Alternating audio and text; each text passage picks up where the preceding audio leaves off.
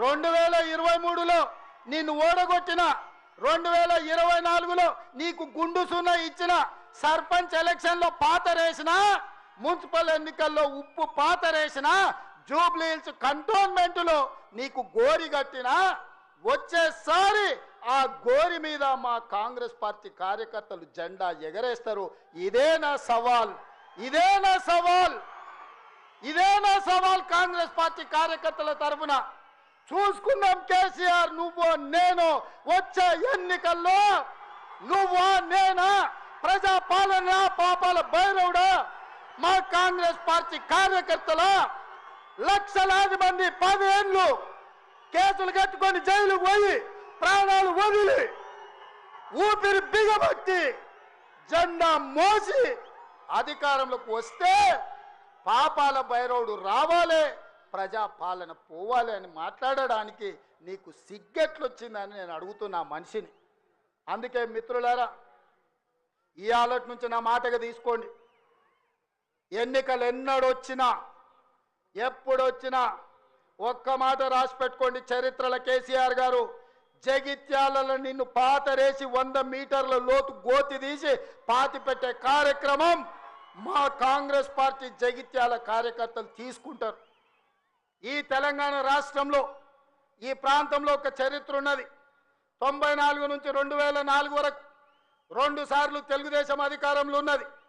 2004 నుంచి 2014 వరకు 2 సార్లు వైఎస్ఆర్ నాయకత్వంలో అధికారంలో ఉన్నది.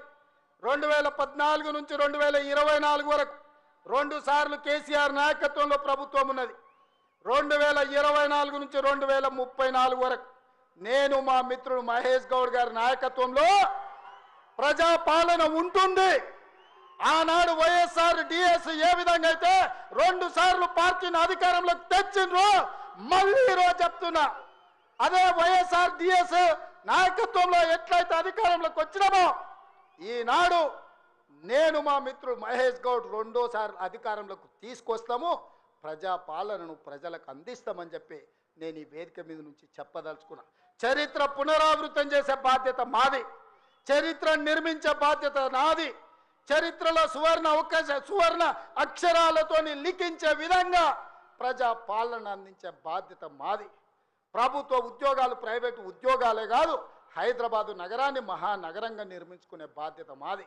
కూలిపోయిన కూలేశ్వరాన్ని చక్కగా చేసుకొని మళ్ళీ నీళ్ళు అందించుకునే బాధ్యత మనది. పాలమూరు రంగారెడ్డి ఎత్తిపోతలు కావచ్చు, జూరాలు కావచ్చు, భీమా కావచ్చు, నెట్టంపాడు కావచ్చు, కోయిల్సాగర్ కావచ్చు, శ్రీరామ్ సాగర్ కావచ్చు, దేవాదులు కావచ్చు, సీతారామ ప్రాజెక్టు కావచ్చు, కాళేశ్వరం ప్రాజెక్టు కావచ్చు, మా మిత్రుడు చెప్పిన చిన్న కాళేశ్వరాన్ని పూర్తి చేపించే బాధ్యత నాది. మిత్రులారా, మీకు అండగా నిలబడి మీరు అండగా ఉండండి, నాతో పాటు నడవండి. ఎవడు వచ్చినా తొక్కుకుంటబోయే బాధ్యత మనం తీసుకుందాం. ఈ దేశంలోనే నేను చెప్పదలుచుకున్నా, ఈ దేశంలోనే అత్యధిక మెజార్టీతోని రాష్ట్ర ప్రభుత్వాన్ని ఏర్పాటు చేయడమే కాదు, వచ్చేసారి తెలంగాణలో 15 పార్లమెంటులను గెలిపించి రాహుల్ గాంధీని ప్రధానమంత్రిని చేసే బాధ్యత నాది, మీది. ఈరోజు ప్రతిన బూనుదాం, రాహుల్ గాంధీని ప్రధానమంత్రిని చేద్దాం. మీరందరూ సిద్ధమేనా? సిద్ధమేనా? సిద్ధమేనా? సిద్ధమేనా? అక్కడున్న వేలాది మంది సోదరులు సిద్ధమేనా? సిద్ధమేనా? సిద్ధం అన్నోళ్ళందరూ చేయి పైకెత్తి పిడికిలి బిగించండి. వేదిక మీద ఉన్న సోదరులు కూడా, నాయకులందరూ నిలబడి చేతులు ఎత్తండి. మీరందరూ నిలబడి చేతులు ఎత్తండి. జై కాంగ్రెస్, జై జై కాంగ్రెస్. రాహుల్ గాంధీ నాయకత్వం, రాహుల్ గాంధీ నాయకత్వం. సంపూర్ణమైన విశ్వాసం వచ్చింది మిత్రులారా. ప్రజాపాలన और एक बार కాంగ్రెస్ సర్కార్ అనాలి, సరేనా? और एक बार నేనంటే కాంగ్రెస్ సర్కార్ అని మీరు అనాలి.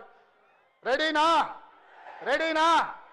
और एक बार, और एक बार, और एक बार, और एक बार, और एक बार, और एक बार. कांग्रेस सरकार, कांग्रेस सरकार, कांग्रेस सरकार. और एक बार, और एक बार, कांग्रेस सरकार, कांग्रेस सरकार, जय कांग्रेस।